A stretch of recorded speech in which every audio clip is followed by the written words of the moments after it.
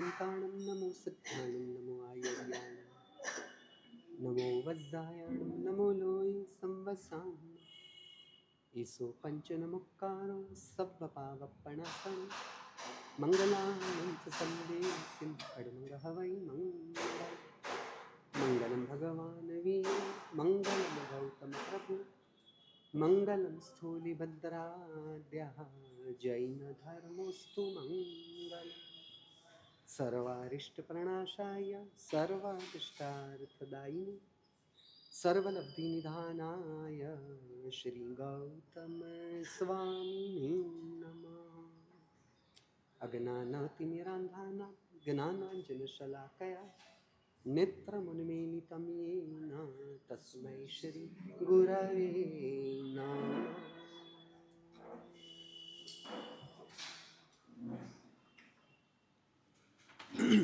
अब कल की हमारी जो बात चली कि महाराज साहब सुदे कुदे सुगुर कुगुर सुधर्म कुधर्म, उसके आधार पर लोगों में थोड़ी हिलचल हो गई। और सब मुपत्ति के बोल मुपत्ति के बोल मुपत्ति के बोल मुपत्ति के बोल के अंदर सुदेव और कुदेव की तो बात बताई गई है सबको खोल के। इसलिए मैंने कल भी बताया कि आगमों में यह बात का जिक्र है ही नहीं। आगमों में ये सु और कु की बात है ही नहीं।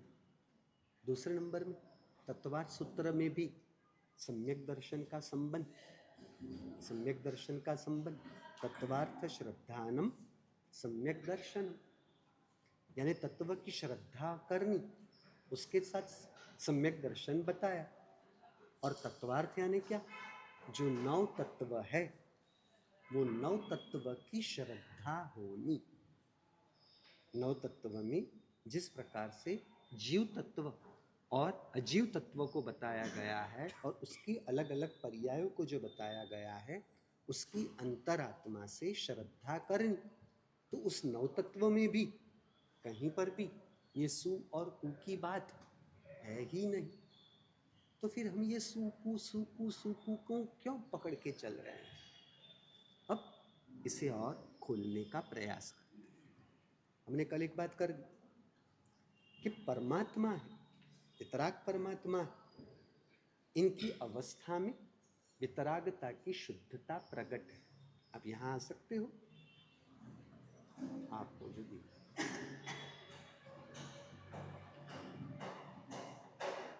ग्राहक जहाँ हो तो व्यापारी क्या करेगा या सेल्समैन क्या करेगा? साइड में नहीं रहेगा, आमने सामने ही रहेगा, बराबर। उसी प्रकार जब ज्ञान लेना है और ज्ञान हमारी ओर से निकल रहा है तो फिर वो भी आमने सामने होने की जगह पर आप दूर दूर दूर। अब विनय जी को 10 बजे निकल जाना इसलिए वो कुर्सी पर बैठते हैं, वरना वो नीचे बैठते हैं। हाँ अच्छा, आपको मैंने पूछा उनको आज नहीं जाना है, कल जाना था इसलिए वहाँ पर बैठे। पर आपको वकालत के लिए कुछ देते हैं तो फिर उनके वकील क्यों बनने जा रहे हो? समझ रहे हो? ये सब कैसा एक दूसरे का ध्यान रखते हैं, तेरी भी चुप मेरी भी चुप, इस तरह से वो उनका संरक्षण करे। तो विनय जी भी जब अवसर आएगा तब वो भी उनका, ये भी उनका संरक्षण करेंगे। हाँ, उसी को बॉन्डिंग बोलते हैं। अच्छा, गुरु के आगे भी यही बात लेके चलना है, बराबर। ऐसा बॉन्डिंग बाहर में तो रखो, पर गुरु के पास भी आना हो तब भी इसी प्रकार का बॉन्डिंग। देखो विनय जी कैसा है, देख रहे हो? ये जानबूझ के अपनी जो टीम थोड़ी बहुत परसों बन रही थी ना, उसको तोड़ने का प्रयास है। क्योंकि मैंने कहा ना वो बम्बई से है, उसका गर्व करने जा रहे थे, तो मैंने कहा कि वो तो बम्बई में भी कल्याण का होगा, नहीं बोरीवली है, यानी प्रॉपर बॉम्बे के अंदर आ गए। वरना वो थाना जिले वाले होते हैं, तो थाना जिले वाले भी अपने आप को बम्बई का बताते हैं, आपको पता नहीं होगा। भाईंदर वाले को भी हो ना, आप पूछो ना कहाँ रहते हो? बॉम्बे। समझ रहे? डोंबिवली वाले को पूछो कहाँ रहते हो? बॉम्बे। अरे आपको कहाँ सामयिक की विधि लेनी है, आप तो समझदार हो, 3 नौकर, आपको कहने की जरूरत है। हाँ, तो फिर दूसरे सब ऐसे करे, विधि पूर्वक अविधि करे। क्या कहा? विधि पूर्वक अविधि करे, उनके लिए बराबर। आप तो समझदार हो, विवेकी हो। हाँ, बॉम्बे को मेरा नाम खराब होगा बॉम्बे के है ना, तो मेरा नाम बदनाम कर रहे हैं, बराबर। अपनी मूल बात, जिनकी अवस्था में वितरागता प्रकट है, जिनकी अवस्था में कैवल्य प्रकट है, हम उनको सुदेव कहते हैं। आगे जाके उसका भी मेरा खंडन होगा, मैं उसको भी तोड़ूंगा, पर अभी हमारी जो बात चल रही है उसको लेकर चलते। तो अवस्था में वितरागता प्रकट ना हो, अवस्था में कैवल्य प्रकट ना हो, इतने से किसी को कू के रूप में देखना, जानना, मानना उचित है? 24 तीर्थंकरों की अवस्था में वितरागता प्रकट है, बराबर, और कैवल्य प्रकट है। इतने मात्र से क्या उनको सु के रूप में देखना और ऐसा जिनको न हो उनको कु के रूप में देखना यथा उचित है? यदि आप इस तरह से चलोगे तो अब इसका पोस्टमार्टम करते।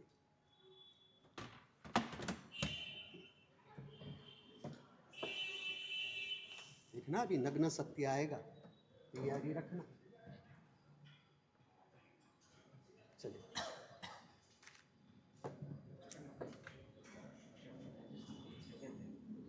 अब जिसे सुदेव कहते हो वो कौन है? या पीछे जाना जगह है? हो गया पूरा? पार्ट को टच हुई ये फ्रेम, पार्ट को टच हुई, यहाँ पर मुझे उनको वीडियो में तकलीफ होगी इसलिए यहाँ पर। तो ये सुदेव किसे कहेंगे? जिसे 13वां गुणस्थानक प्रकट।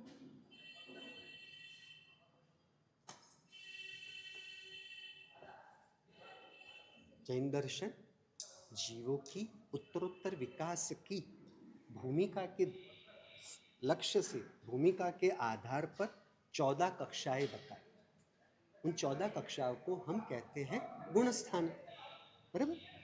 अब इसे 13वें गुणस्थानक में वितरागता, 13वें गुणस्थानक में कैवल्य है, इसलिए हम उनको सुदेव कहते हैं। तो गुणस्थानक के आधार पर हम परमात्मा के सुदेव का निर्णय करते हैं, तो फिर सुगुरु की बात भी खोल दो। सुगुरु किसे कहेंगे? जो 6ठे और 7वें गुणस्थानक में, सुसाधु कहो, सुगुरु कहो, तो सद्गुरु, सुदेव या सुगुरु किसे कहा जाएगा? जो साधु पने के भाव, साधु पने के गुणस्थानक है, निश्चय नैस। हमारे यहाँ जो कर्म ग्रंथ है वो व्यवहार नय से नहीं, कर्म ग्रंथ पूरा निश्चय नय के साथ जुड़ा हुआ। हम जो बाहर में व्यवहार करते हैं उसके आधार पर कर्म ग्रंथ ने गुणस्थानों को की या साधु की या श्रावक की या जैन की सम्यक दृष्टि की परिभाषा नहीं बनाई। समझ? 5 महाव्रत उचरा लिया, इतने मात्र से कोई साधु हो जाए, 12 व्रत उचरा लिए, उतने मात्र से किसी को श्रावक कह दे। समझ रहे? परमात्मा को अपने देव के रूप में, गुरु धर्म देव गुरु तत्व के रूप में स्वीकार ले, इतने मात्र उच्चारण की क्रिया से संकेत उचरा लिया, इतने से सम्यक दर्शन आ जाए। ये जैन दर्शन की व्यवहार नय से मान्य बात। कर्म ग्रंथ इस तरह से नहीं चलता, कर्म ग्रंथ उसके साथ नहीं जुड़ा हो।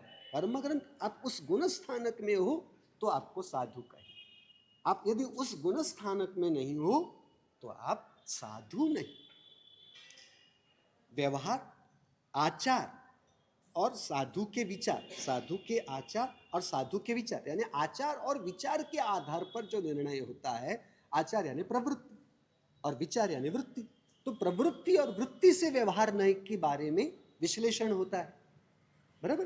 कर्म ग्रंथ परिणति के आधार पर वस्तु का निर्णय करता है कि आत्मा किस प्रकार की परिणति में, आत्मा किस प्रकार के परिणाम में है, और कर्म ग्रंथ की परिभाषा से कहो तो आत्मा किस प्रकार के अध्यवसायों में है।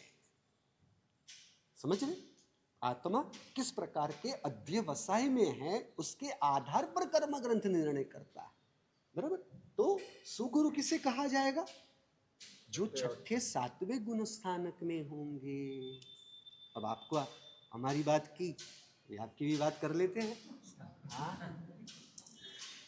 सुश्रावक वो किसे कहेंगे? जो पांचवें गुण स्थानक पर हो उनको श्रावक कहो, या फिर देश वृत्ति धर कहो। ये कौन थे? ये सर्ववृत्ति धर थे। चलेगा?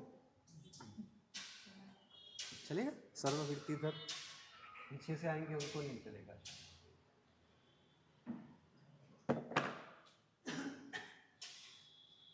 बराबर?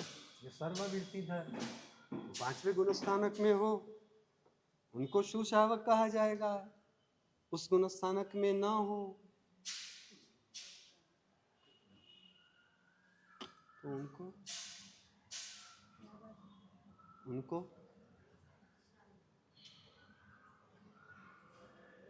पांचवें गुण स्थानक में उनको सुश्रावक कहा जाएगा। जो पांचवें गुण स्थानक की परिणति में ना हो, केवल 12 व्रत उचरा लिया, संकेत उचरा लिया, तो उनको कुश्रावक। हाँ, क्यों कुश्रावक ही तो कहेंगे। क्यों ऐसा कर रहे हो? आपने कु गुरु सुना, कु देव सुना, तो कुश्रावक क्यों नहीं? हाँ, ये बात गलत नहीं है, गलत है। हाँ, अब चौथी बात निकालते हैं। जैन, क्या बात है, यानी सम्यक दर्शन। सम्यक दर्शन,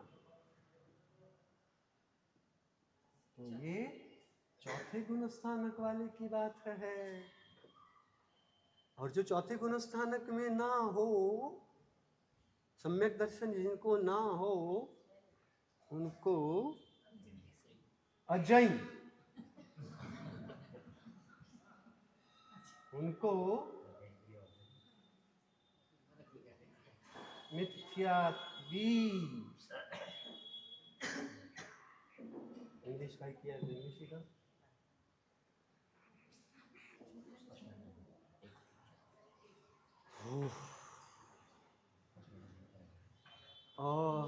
इतनी बात आ गई तो अब हाँ, मिथ्यात्वी, मिथ्यात्वी मिथ्या, ओ वाह,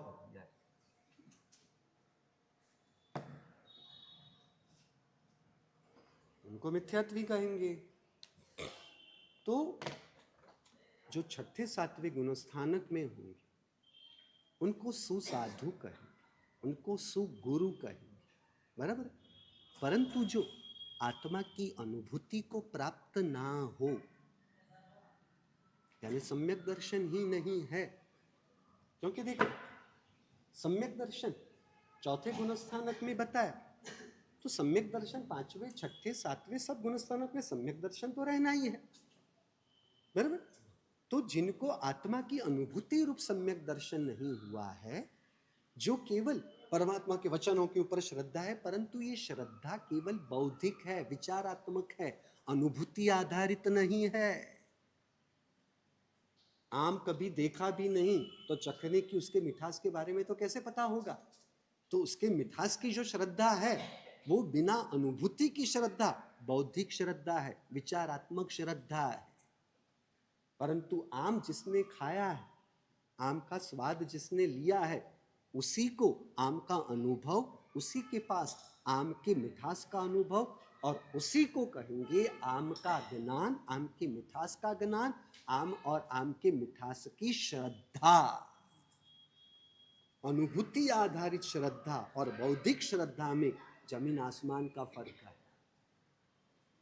समझ रहे? तो जिनको सम्यक दर्शन ही प्रकट नहीं हुआ, सम्यक दर्शन भी जिनको प्रकट हो जाए उनको भी साधु नहीं कह सकते, क्योंकि वो तो चौथा गुण स्थानक है। समझ रहे हो? जो ये है, ये कौन सा? हाँ, गुण स्थानक लिखा हुआ ही, तो वो तो चौथा गुण स्थानक है। बराबर? और फिर साधु का वेश है, सम्यक दर्शन भी है, परंतु गुण स्थानक यदि चौथा है तो उनको सुगुरु नहीं कह सकते। और ऊपर वो चढ़ जाए पांचवें गुणस्थानक में आ जाए, निश्चय नहीं कि पांचवें गुणस्थानक की बात, पांचवें गुणस्थानक में भी उनकी उपस्थिति हो जाती है, फिर भी उनको सुगुरु नहीं कहा जाता, तो क्या कहेंगे हम? उत्तरायण सूत्र के वचनों की बात हमने की थी, वहां पर परमात्मा के खुद के वचन है, श्रद्धा परम दुर्लभ, सम्यक दर्शन रूप श्रद्धा, उसे दुर्लभ नहीं बताया, श्रद्धा परम दुर्लभ, श्रद्धा परम दुर्लभ है, यानी सम्यक दर्शन परम दुर्लभ है। इसलिए विनय विजय जी महाराज साहब ने शान सुधारस ग्रंथ में जो 12 भावना की बात की, उस 12 भावना में भी बोधि दुर्लभ की बात रखी गई है। लोगस में परमात्मा के पास प्रार्थना रूप जो याचना की है, तो उसमें भी आरोग्य बोहि लाभम, परमात्मा मुझे आरोग्य की प्राप्ति हो, और फिर दूसरे नंबर में मुझे बोधि यानी सम्यक दर्शन की बात हो, परमात्मा को नमस्कार जो नमोत्थनम सूत्र के द्वारा किया गया है, तो वहां पर भी अभय दयाणम, प्रभु अभय के दाता है, प्रभु शरण के अभय दयाणम, चक्षु के दाता है, मार्ग के दाता है, और फिर क्या रखा? शरण के दाता है। उसके बाद बताया बोधि के दाता है। कुछ बात समझ रहे हो? बोधि यानी क्या? सम्यक दर्शन। सम्यक दर्शन के बाद ही धर्म का प्रवेश बताया। धर्म कब से प्रारंभ बताया है? सम्यक दर्शन से धर्म का प्रारंभ। देखो बहुत सीधी बात, धर्म यानी सम्यक दर्शन नहीं, धर्म यानी जिन शासन, मोक्ष मार्ग की यात्रा। तो धर्म किससे साथ जुड़ा हुआ है? तो धर्म का संबंध रत्नत्रय के साथ। धर्म यानी रत्नत्रय की यात्रा को धर्म कहते हैं। बहुत अच्छी तरह से आपको समझा। कैसे आपको समझाऊं?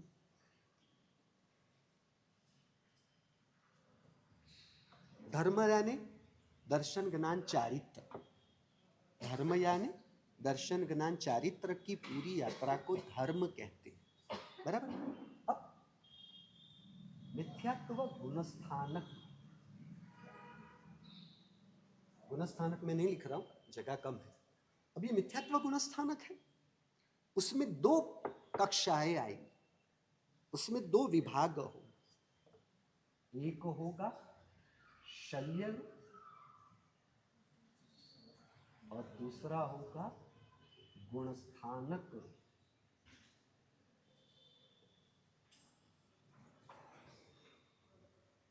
जहां मिथ्यात्व की पूरी बेहोशी, मिथ्यात्व में पूरी बेहोशी से आत्मा उसमें डूबी हुई है।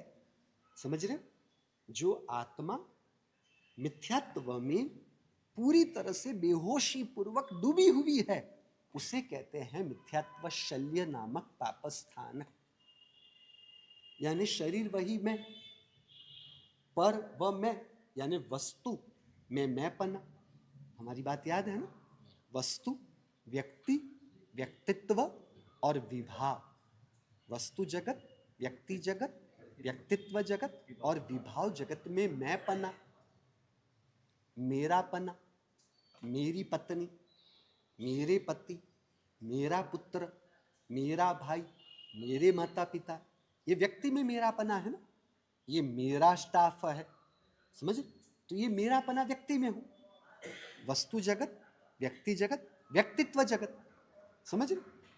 वस्तु जगत, व्यक्ति जगत, व्यक्तित्व जगत और विभाव, जो आत्मा का स्वभाव नहीं, ऐसे शुभाशुभ भाव में मैंपना, मेरापना, कर्तापना, भोक्तापना, समझ? इसलिए शरीर की क्रिया मैं कर रहा हूं, बच्चे को मैंने बड़ा किया, समझ रहे? घर का मैं ध्यान रख रहा हूं, उस घर के ध्यान रखने की क्रिया का मैं करता हूं, समझ? शरीर को बुखार आ रहा है, बुखार का अनुभव शरीर को है, पर मैं मान रहा हूं वो बुखार का अनुभव मैं कर रहा हूं, पर का भोक्तापना। उसी प्रकार 2 जड़ के संयोग, शरीर का संयोग 5 इंद्रिय के विषयों के साथ है, पर जीव उस संयोग को भोग मांगता है कि मैं साकार 5 इंद्रिय के जड़ विषयों को भुगत रहा हूं, यानी निराकार आत्मा को साकार जड़ द्रव्यों का भोक्ता माना, समझ रहे? भोक्तापना।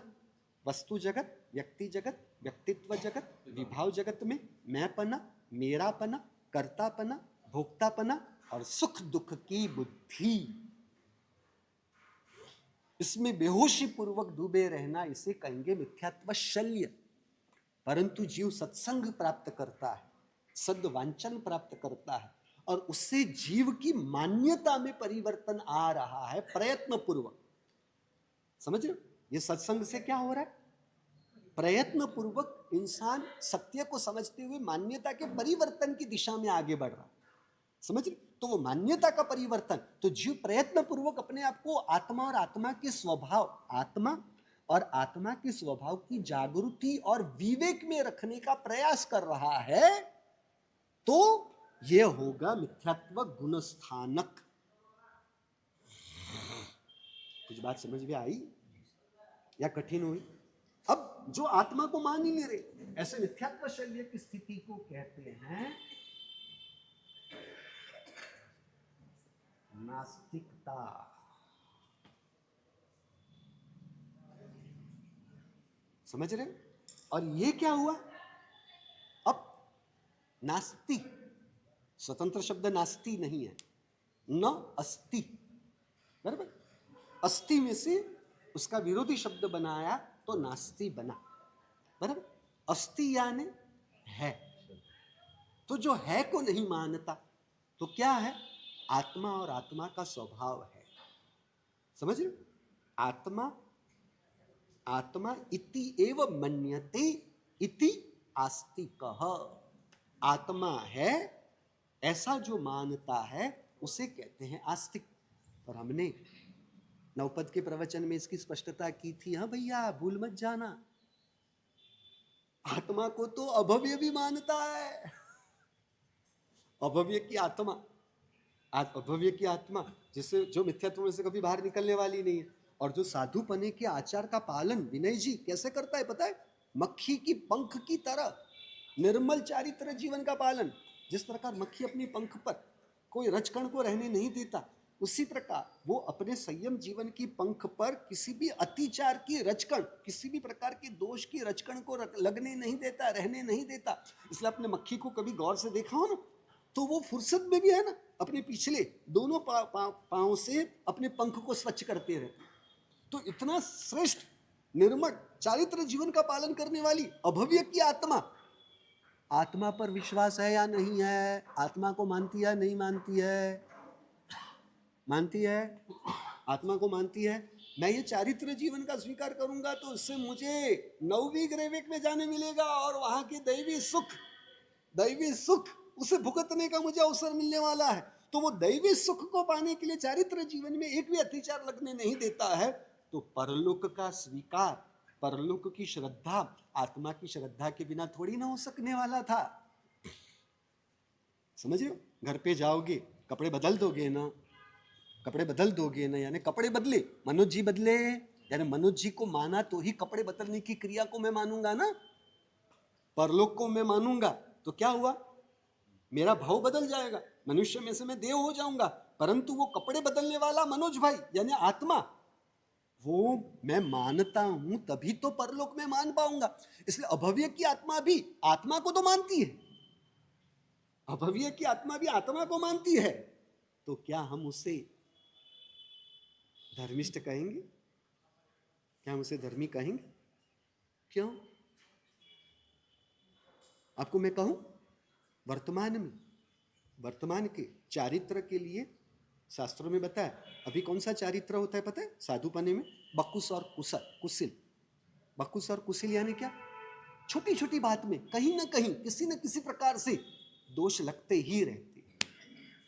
हमारा विहार ही देखो, परमात्मा ने तो दोपहर को 12 से 3 के बीच में विहार करने को कहा। कोई देखा किसी को आपने? 12 से 3 के अलावा विहार के लिए हमें मना किया है। गोचरी बानी भी उसी के समय।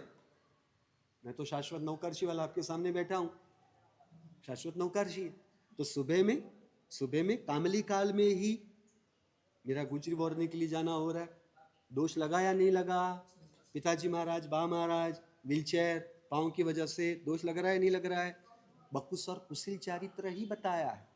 और अभव्य की आत्मा बकुस और कुशिल, बराबर। 5 प्रकार के चारित्र में से बकुस, और 5 में से अभी मैं याद करने जाऊंगा तो मुझे भी याद नहीं आएगा। प्रारंभिक वर्षों में देखो इनको सब याद है। बोलो बोलो बोलो। चलो आप भी मेरे साथ रहते रहते मेरे जैसे हो गए, बराबर। थोड़ा कच्चा हो गया, बराबर।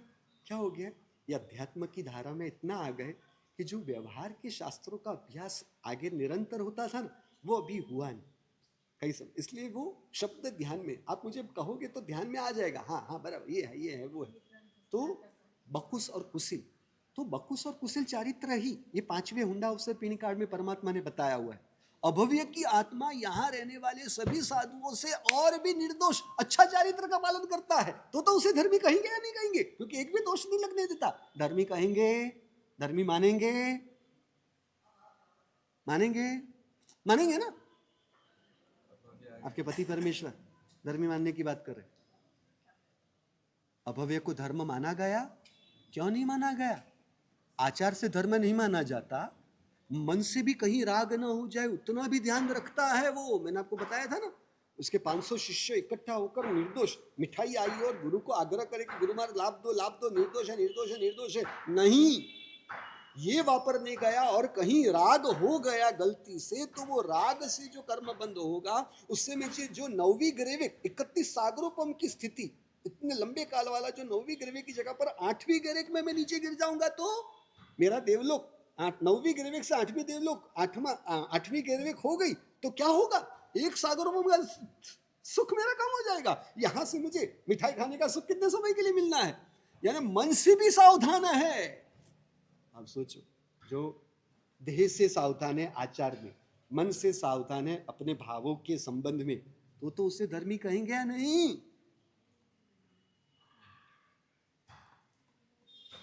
नरपद जी, उसे धर्मी कहेंगे या नहीं? क्यों नहीं कहेंगे? क्योंकि आप भी धर्म उसी से तो मानते हो, आप भी इसी से तो धर्म मानते हो। परिणाम से, मान्यता से गलत फहमी में वो रहा हुआ है। जड़ से सुख की मान्यता है, जड़ को मैं भुगत सकता हूं वह मान्यता है। अभव्य आत्मा को मानती है, आत्मा के स्वभाव को नहीं मानती। शक्कर को माना, शक्कर के मीठा स्वभाव को नहीं माना, उसने शक्कर को माना जाएगा? आत्मा की श्रद्धा की, परंतु आत्मा के स्वभाव को नहीं माना, आत्मा के स्वभाव को नहीं माना तो उसे आस्तिक कहेंगे या प्रच्छन्न रूप से वो नास्तिक ही हुआ। मैं पर का करता हूं, मैं चल रहा हूं, ये मानना यानी देह की क्रिया का कर्ता, साकार शरीर की क्रिया का कर्ता निराकार आत्मा को माना। मैं 5 इंद्रिय के विषय को भुगत रहा हूं, यानी साकार जड़ द्रव्य का भोक्ता निराकार अपनी आत्मा को यदि माना, तो हमने कहा अपनी आत्मा के स्वभाव को माना। हम कैसे आस्तिक? आत्मा तो अभव्य भी मानती है, वो मान लेने मात्र से केवल आस्तिकता का निर्णय नहीं होता। आत्मा को उसके स्वभाव सहित मानना ही आस्तिकता बताई गई है। ये वास्तविक आस्तिकता है। स्थूल रूप से लोग जो मानते हैं उस आस्तिकता की यहां बात नहीं है। आत्मा को उसके स्वभाव के साथ मानना, जड़ को भी उसके स्वभाव के साथ मानना, यह है आस्तिकता की सूक्ष्म स्पष्टता, सच्चाई। कुछ बात समझ में आ रही है या कठिन न हुआ? यहां क्या है? मिथ्यात्व शल्य यानी पूरी नास्तिकता, और यहां आस्तिकता का प्रारंभ हुआ। यहां आत्मा की अनुभूति नहीं हुई। आत्मा की अनुभूति चतुर्थ गुण स्थान की स्थिति बताई, परंतु वो अनुभूति का अंश यहां प्रकट हो जाता है। समझ रहे? आपकी उंगली को मैंने पकड़ा नरपत जी, फिर आपके हाथ को पकड़ा, फिर आपके कलाई को पकड़ा, फिर आपके कंधे को पकड़ा, फिर मैं आपको पकड़ पाऊंगा ना? आपको पकड़ना पहले टाइम में थोड़ी ना होना। मेरी बात समझ में आ रही है क्या कहना चाहता हूं? आपने 10 लाख रुपए विनय जी कमाए। 10 लाख रुपए कैसे कमाए? पहले 100, फिर 1000, फिर 5000, फिर 10,000, फिर 20,000, फिर 50,000, फिर लाख, फिर 2 लाख, फिर 5 लाख। इस तरह से होता है ना, एक साथ थोड़ी ना हो जाता है। आपकी तबीयत बिगड़ गई है, मनोज जी, आपको बुखार आया है, आपने दवाई ली, 3 दिन की दवाई दी, तो 3 दिन की दवाई से क्या होगा? जो 100% का बुखार है वो 100 में से धीरे धीरे 95 होगा, 90 होगा, 80 होगा। अब एक टाइम में ही तीनों टाइम की, तीनों दिनों की गोली एक साथ ले लोगे तो 100 में से तुरंत ही 100 शून्य हो जाएगा ना। बात समझ में आ रही है? इसलिए अनुभूति का अंश यहां से प्रकट होता है, तो इसे कहेंगे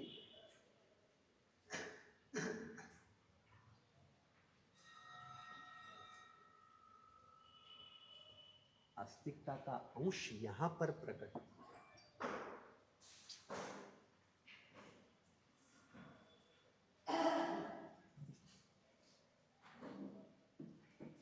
बात समझ रहे? अब यहां सम्यक दर्शन,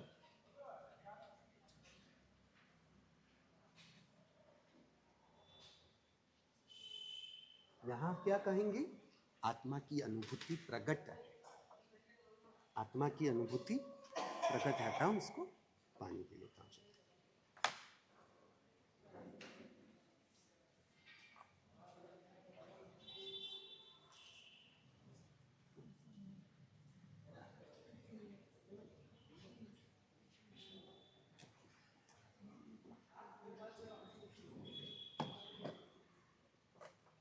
अब अनुभूति प्रकट हुई तो क्या हुआ पता है? तो सम्यक दर्शन आया, तो सम्यक दर्शन जहां है वहां सम्यक ज्ञान माना जाता है। यानी क्या हुआ कि दर्शन और ज्ञान हुए, दर्शन और ज्ञान हुआ, चारित्र नहीं। इसलिए इस गुणस्थानक का नाम क्या बताया गया है? अविरत सम्यक दर्शन गुणस्थानक। समझ रहे? इसलिए यहां पर आस्तिकता बताई है, पूर्ण आस्तिकता, शुद्ध आस्तिकता यहां पर बताई है। इतनी बात समझ में आ रही है? अब पांचवा गुणस्थानक यानी श्रावकपना, यानी देशवृत्ति।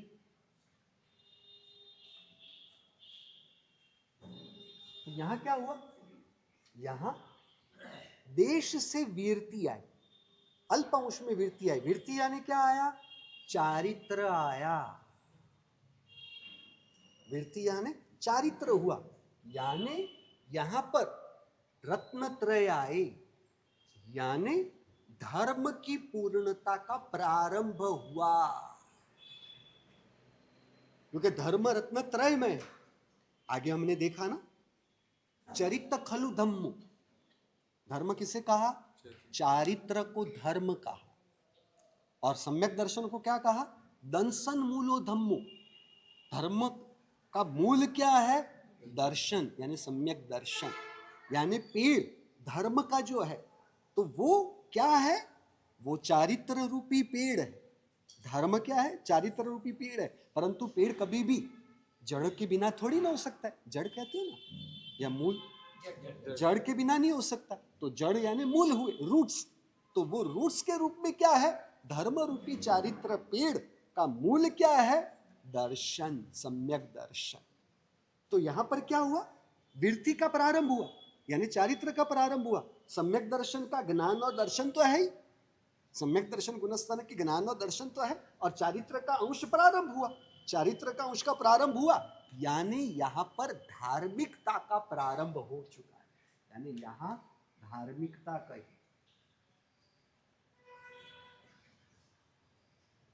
मनोज जी जागते रहो,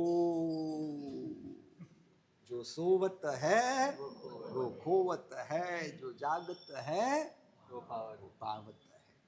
अब आता है साधुपने का सर्ववृत्ति।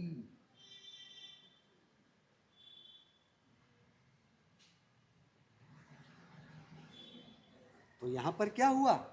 सर्ववृत्ति में क्या हो गया? यहां पर वृत्ति सर्व रूप से, श्रावकपने में क्या था? देश से, देश यानी अंश से, और यहां पर क्या है? पूर्ण रूप से है। समझ रहे हो? इसलिए इसे, और क्या होता है हमने आगे बात की है, आपको याद शायद होगा नहीं। साधुपने के 2 गुणस्थानक बताए ना, छठा और सातवां गुणस्थान। छठा और सातवां, तो छठे गुण स्थानक और सातवें गुण स्थानक में फर्क क्या है? छठे गुण स्थानक में उपयोग बाहर, परंतु वो जो कषाय है ना, कषाय जो है ना वो मंद है। 4 प्रकार के कषाय की बात हुई थी ना, संज्वलन यानी मंद है। पहले गुण स्थानक में कौन सा था कषाय? तीव्रतम कषाय, अनंतानुबंध। फिर चौथे गुण स्थानक में कौन सा कषाय? तीव्रतर कषाय यानी अप्रत्याख्यानावर्णी कषाय। सर्ववृत्ति गुण स्थानक श्रावक में कौन सा कषाय? अप्रत्याख्यानावर्णी कषाय, प्रत्याख्यानावर्णी कषाय। प्रत्याख्यानावर्णी कषाय यानी तीव्र कषाय। और साधुपने में संज्वलन कषाय यानी मंद कषाय। बराबर? तो वो मंद कषाय कहां पर है, अब इसे भी स्पष्ट करो। तो छठे गुण स्थानक में मंद कषाय, सातवें गुण स्थानक में भी मंद कषाय है। अब कषाय किससे हुए हैं? कषाय चारित्र मोहनीय कर्म के उदय से कषाय हुए। कषाय चारित्र मोहनीय कर्म के उदय से कषाय है, बराबर? और उस समय मेरा आत्मा परिणाम बाहर है, बराबर? बाहर है, परंतु परिणाम में मंद कषाय है, बराबर? अब जो कर्म के उदय है उसकी असर मन के द्वारा ही होगी। कषाय का सेवन, कषाय क्या है? स्वभाव नहीं है ना, विभाव है।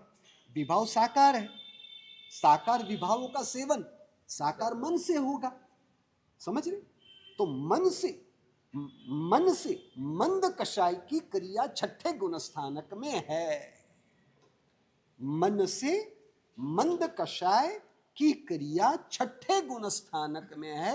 सातवें गुण स्थानक में कर्म का उदय है, परंतु आत्मा उसके परिणाम अपने आत्मा में डुबकी लगाए हुए है।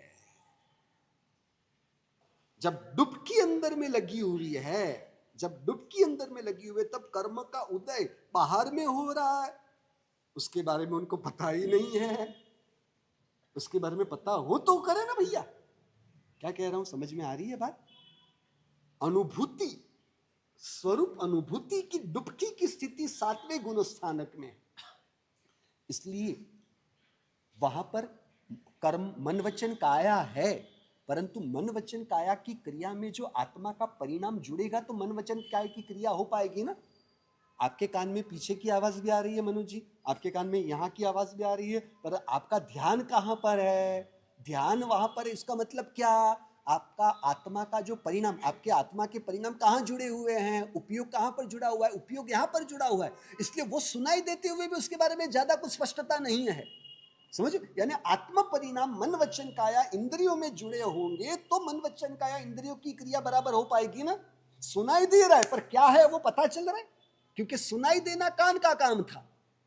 कान को सुनाई दे रहा है, कान को पता नहीं चल रहा है, वो जान नहीं पा रहा है। जानने की प्रक्रिया किसमें है? आत्मा में है। कान से सुनाई देता है, कान से जो सुनाई दिया वो पता नहीं चलता, उसके बारे में ज्ञान नहीं होता, बराबर? अब आत्मा का परिणाम मन वचन काया इंद्रियों में जुड़े होंगे तो मन वचन काया और इंद्रियों की क्रिया बराबर हो पाएगी ना। आपका ध्यान यहां पर है ना, इसलिए यहां की क्रिया बराबर हो पा रही है, बराबर? तो उसी प्रकार आत्मा मन वचन काया इंद्रिया की क्रिया में जुड़ी होगी तो मन वचन काया इंद्रियों की क्रिया बराबर हो पाएगी। परंतु वो उपयोग खुद में डुबकी लगाए हुए होगा तो मन वचन काया के बारे में उनको पता ही नहीं। अरे मैं आत्मा हूं, वो विकल्प भी नहीं, वो विचार भी वहां पर उपस्थित नहीं होते। मैं मन हूं, मैं आत्मा हूं, वो विकल्प भी नहीं, क्योंकि आत्मा में आत्मा शब्द है ही नहीं। आत्मा में आत्मा का विचार या विकल्प है ही नहीं। आत्मा तो केवल आत्मा ही है। तो यहां पर डुबकी है सातवें गुण स्थान।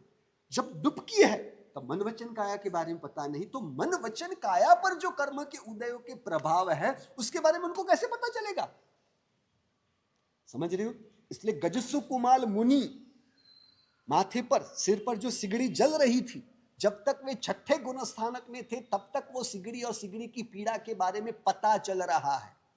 जैसे ही डुबकी खुद में लगी, यानी सातवें गुण स्थानक में डुबकी लगी, शरीर के बारे में ही पता नहीं चल रहा है, शरीर के बारे में ही पता नहीं चल रहा है, तो शरीर में ये जो सिगड़ी और सिगड़ी की जो पीड़ा, उसके बारे में कैसे पता चलने वाला था? और फिर वो उपयोग डुबकी लगाए और जम गया। वो जम जाना, वो वहां पर स्थिर हो जाना, परिणामों का आत्मा में स्थिर हो जाना, यही तो थी श्रपक श्रेणी। तो वो शपक श्रेणी के समय उनको पता भी नहीं चलता कि कुछ हो रहा है बाहर में। समझ रहे हो? तो यहां पर क्या हो रहा है, छठे गुणस्थानक में सर्ववृत्ति की स्थिति है। तो इसे कहते हैं जब डुबकी लगा के बाहर आई। अब डुबकी लगा के बाहर आई तो क्या होता है पता है? उसकी असर में ही वो रहते हैं छठे गुणस्थानक की स्थिति में। बराबर है? मैं अभी बहुत सूक्ष्म भाषा नहीं बोल रहा हूं। सूक्ष्म परिभाषा से क्या कहा गया है? सूक्ष्म परिभाषा से छठे गुणस्थानक में रत्नत्रय की भेद परिणति है, सातवें गुणस्थानक में रत्नत्रय की अभेद परिणति है। जिसे पता चले उसे पता चले, ना पता चले उनको सोने दो। बराबर? जग गए बेचारे, जग गए। बराबर? तो यहां कही जाती है आध्यात्मिकता।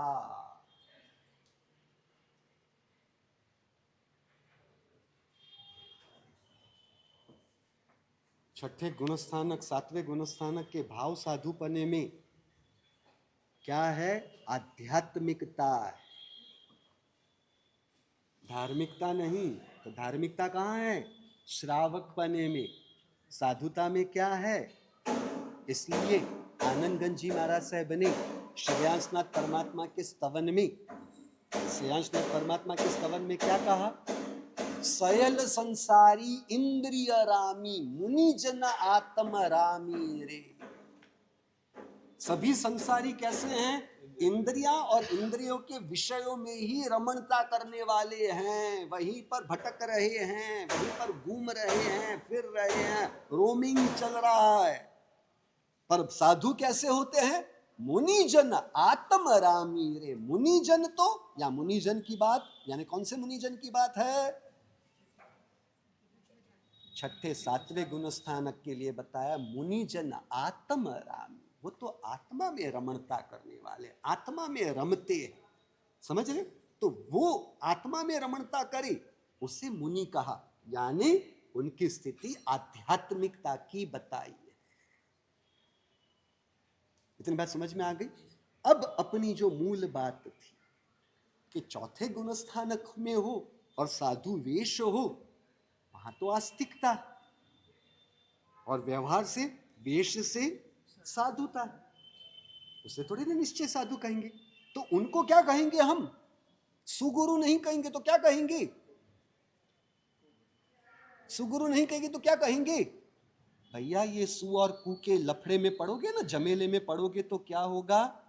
वर्तमान में शासन जब सम्यक दर्शन परम दुर्लभ बना तो पांचवा गुणस्थानक उससे भी दुर्लभ, उससे भी अति दुर्लभ, और छठा सातवां गुणस्थानक भाव साधुपना तो अति अति अति अति परम परम परम दुर्लभ हो जाएगा ऐसे काल में। तो वो जो छठे सातवें गुणस्थानक में नहीं होंगे, उनको सबको सुगुरु के रूप में हम कैसे कह सकते हैं? परमात्मा के लिए तो दो विकल्प नहीं कि व्यवहार से परमात्मा और निश्चय से परमात्मा। परमात्मा में दो विभाग पड़ेंगे, व्यवहार से परमात्मा और निश्चय से परमात्मा। वहां पर है विभाग, वहां पर वो विभाग नहीं, परंतु साधु में तो विभाग है। इसलिए परमात्मा के लिए ऐसा नहीं होगा कि वेश से परमात्मापना आ गया और वितरागता और केवल ज्ञान ना आया हो तो उनको हम व्यवहार से प्रभु कह सकते हैं। वहां पर ऐसा है व्यवहार, वहां पर तो एक ही बात है। जहां वितरागता और कैवल्य प्रकट है उनको आप सुदेव कहते हो, तो सुगुरु किसे कहा जाएगा? जो छठे सातवें गुणस्थानक में होंगे उन्हीं को सुगुरु कहा जाएगा। मुझे खुद को अभी तक आत्मा की अनुभूति प्रकट रूप सम्यक दर्शन मुझे नहीं हुआ,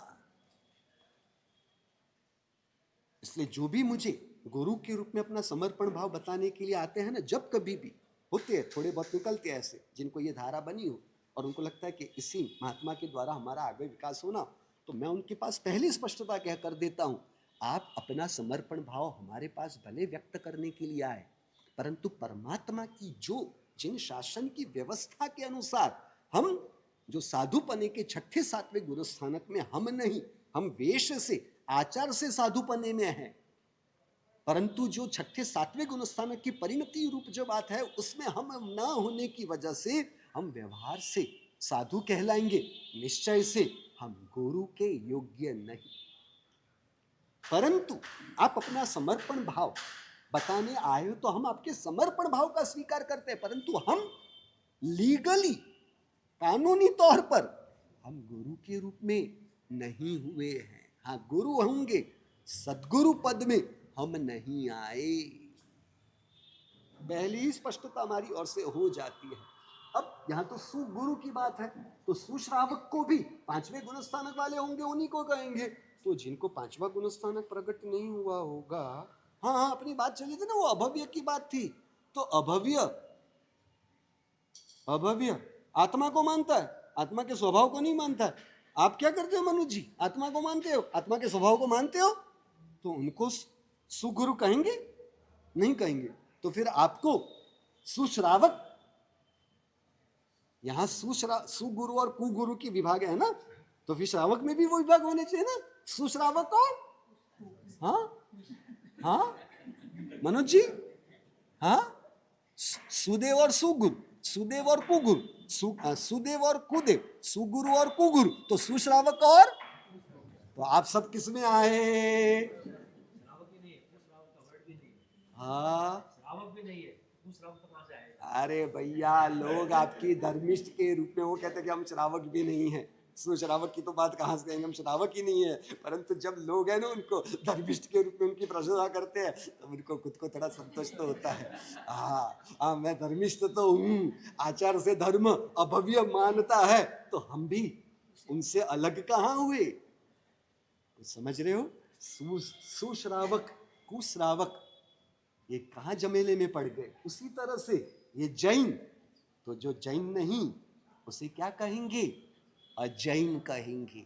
तो जिन शासन की पूरी व्यवस्था ही ढेर होके नाश हो जाएगी। आपके वर्तमान शासन में आत्मा की अनुभूति प्राप्त, भाव साधु पने के गुणस्थान को प्राप्त कितने साधु साध्वी मिलने वाले हैं? बोलो बोलो। हमें मिले हैं ऐसे जो भ्रमणा में जीते हुए परमात्मा के वचन पर हमारी श्रद्धा है।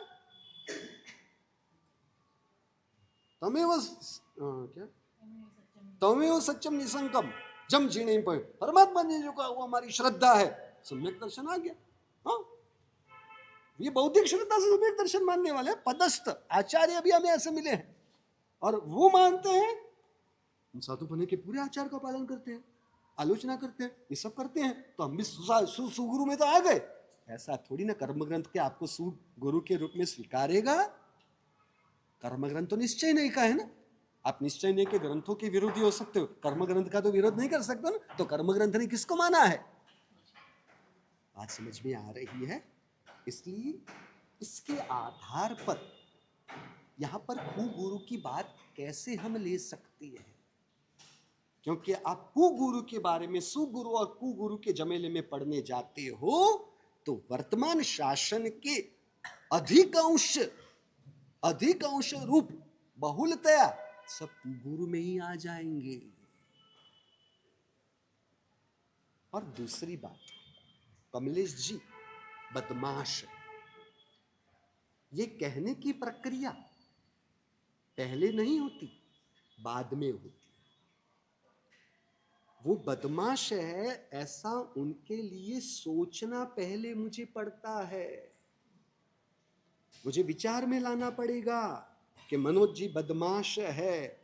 जब मैंने विचार में लाया, मेरे विचारों में ही मैं बदमाश हो गया, मेरे विचार ही बिगड़ गए। विचारों का बिगड़ जाना ये बदमाशी नहीं है तो और क्या है? किसी को कु के रूप में कहने से पहले उनके लिए कु के रूप में सोचना पड़ा, किसी के लिए कु के लिए सोचना पड़ा। ये हमारे भावों की शुभत्व की स्थिति है या अशुभता है? ये भावों की अशुभता बनाते हुए किसी को कु के रूप में कहने जाते हैं, उससे पहले अपने भावों की अशुद्धि से हम ही कु बन जाते हैं। कुछ बात समझ में आ रही है? और जिनके लिए मैं कु की सोच रखूं, अब दूसरा एंगल समझना। जड़ के लिए 12 भावना बताई, उसमें आत्मा की भी बातें हैं, बोधि दुर्लभ के रूप में 12 भावना है ना, तो 12 और ऊपर 4 भावना है, 12 के ऊपर 4 भावना आती है ना। कौन सी 4 भावना? मैत्री भाव, प्रमोद भाव, मैत्री भाव, प्रमोद भाव, करुणा भाव और माध्यस्थ। मैत्री भाव यानी सबके लिए मित्रता, बराबर। भाव की बात, ये भावों की बात है, बराबर, भावों की शुद्धि की बात, बराबर। हमारे भाव जीवों के लिए बिगड़ने नहीं चाहिए, इसलिए 4 बताए। सर्व जीवों के लिए मैत्री भाव, सर्व जीवों के लिए मैत्री भाव नहीं, पर जिनको हम कू कहते हैं उनके लिए तो मैत्री भाव नहीं हो सकता ना। जिनके लिए हमारे कू के भाव है वहाँ मैत्री भाव होगा ना। जिनको कू कहते हैं, ये कू देवे है, तो मैत्री भाव नहीं। मैत्री भाव नु पवित्र जनु मुझ हइयामा वया करो, शुभ थाओ आ सकल विश्वन, यानी सकल जीव के लिए मैत्री भाव बताया, सभी जीवों के लिए मैत्री बताया। कि मनोज जी आपकी राशि है ना मैत्री, इसलिए आपको सी है ना, म है ना, मनोज और मैत्री, तो मैत्री भाव सबके लिए आता है। हाँ, वो मना कर रहे हैं, सबके लिए नहीं। हाँ, मैत्री की बात मैंने पूछी, ये वाइड बॉल है, स्टंप पे बॉल आने दो। दूसरी भावना प्रमोद, गुणों को देखकर उनके लिए आदर बहुमान यानी प्रमोद। समझ रहे? जो बेचारे कर्म की कठिनाइयों में से गुजर रहे हैं, समझ रहे? आर्थिक रूप से, भौतिक रूप से जो बहुत कठिनता से अपना जीवन गुजार रहे हैं, ऐसे दुखी लोगों को देखकर उनके प्रति दया भाव, इसे कहते हैं करुणा भाव, बराबर। इसको कहते हैं करुणा भाव, बराबर। जो आर्थिक, जो भौतिक रूप से पीड़ित ऐसे जीवों के लिए जो दया भाव है, दुखी जीवों के लिए जो दया भाव है, उसे कहते हैं करुणा भाव। और जो नास्तिक जीव है, जो क्लेश कर्म वाले हैं, समझो, आतंकवादी, बलात्कारी, भ्रष्टाचारी, पापी है, जिनमें सुधरने की संभावना नहीं है, जो अपनी आत्मा का अहित कर रहे हैं, यानी आत्मिक रूप से जो दुखी है, वो आर्थिक रूप और भौतिक रूप से ये कैसे जीव है? आत्मिक रूप से दुखी जीव है। ऐसे जीवों के लिए अपने परिणामों को द्वेष भाव में ना हमारे परिणाम चले जाए, हमारे परिणाम द्वेष के वश न हो जाए, इसलिए वहां पर माध्यस्थ भाव, उदासीन भाव, समझ रहे? उनके प्रति भी एक प्रकार से करुणा ही हुई, एक प्रकार से। तो यहाँ पर मैत्री भाव, प्रमोद भाव, करुणा भाव, माध्यस्थ भाव, जब किसी के लिए कू की सोच में हम जाते हैं, तब द्वेष, दुर्भाव या इन 4 भावनाओं में से कौन सी भावना आती है कू की सोच बनाते हुए? मैत्री भाव तो कू की सोच में नहीं, प्रमोद भाव तो पूछने का ही नहीं रहता, प्रश्न ही नहीं बनता। तो करुणा और माध्यस्थ में से कौन सा भाव है? कू की सोच के समय द्वेष, दुर्भाव के अलावा और कोई भाव है? ज्ञानियों ने तो जीवों के प्रति इन 4 भावों को छोड़ 5वीं भावना तो द्वेष भाव या दुर्भाव भाव ऐसा तो बताया नहीं। कू की सोच क्या कर रहा है? देखो, कू की सोच हमारे भावों को बिगाड़ रहा है और हमें कू बना रहा है। तो समझ रहे हो?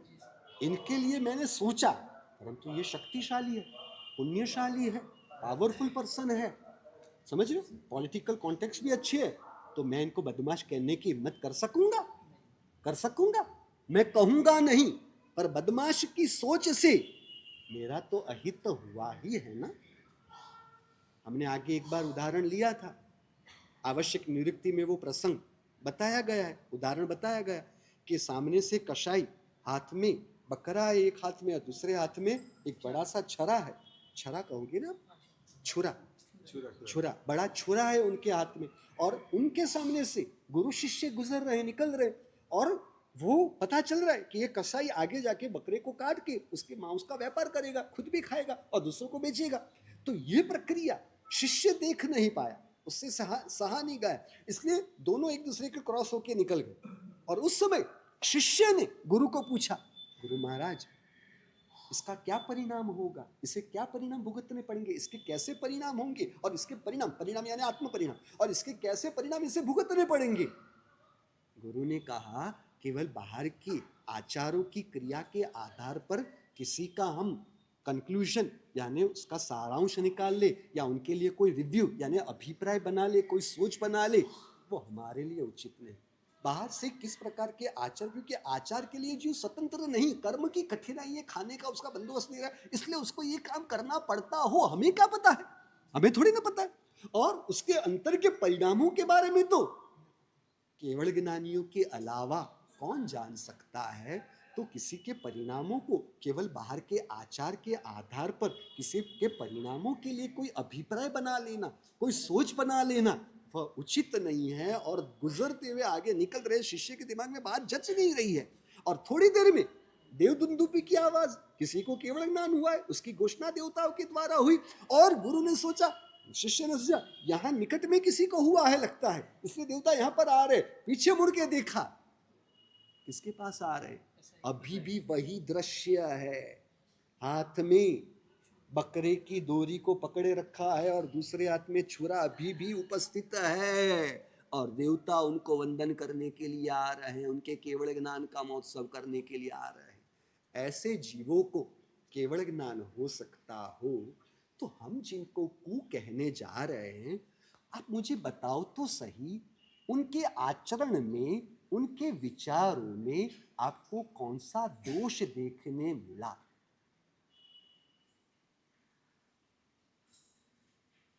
जिनको हम कु की सोच से देख रहे हैं ना, उनके आचरण में हमने कौन सा दोष देख लिया? उनके हाथ में शस्त्र है, शस्त्र निर्दोष के ऊपर उन्होंने कभी वार किया है? रावण के ऊपर वार किया, वो भी पहली बार नहीं ना, पहले उन्होंने उनको अवसर दिया है ना कि अभी भी तुम समझ जाओ और माफी मांग लो और सीता जी मुझे लौटा दो, तो मैं तुम्हें छोड़ने के लिए तैयार हूं। नहीं माने तब जाके यह प्रक्रिया हो रही है ना, उनके रामायण के अनुसार बात है, हमारे रामायण की बात अलग प्रकार की है। तो उन्होंने वो शस्त्र का दुरुपयोग किस जगह पर किया है, मुझे बताओ। उनको उनके किस आचार, किस विचारों से हमने उनको इस प्रकार से सोचा, देखा, माना? बोलो ना भैया, समय अपना हो चुका है, बराबर है। अपना तीसरा सेशन यही सुकु सुकु सुकु सुकु, हाँ, करूं मैं क्या, था ना, शमी कपूर ने कहा था ना, अय्या करूं मैं क्या, सुकु सुकु, यहाँ पर भी यही सुकु सुकु चल रहा है, समझ रहे हो। इसमें से ऊपर उठो, क्योंकि वर्तमान में उनमें भी आत्मज्ञानी पुरुष उपस्थित ऐसे कई लोग हैं, बराबर है। विशेष बात आगे, आज दूसरा पाठ था, कल सुकु सुकु का तीसरा पाठ, बराबर। जी नाग में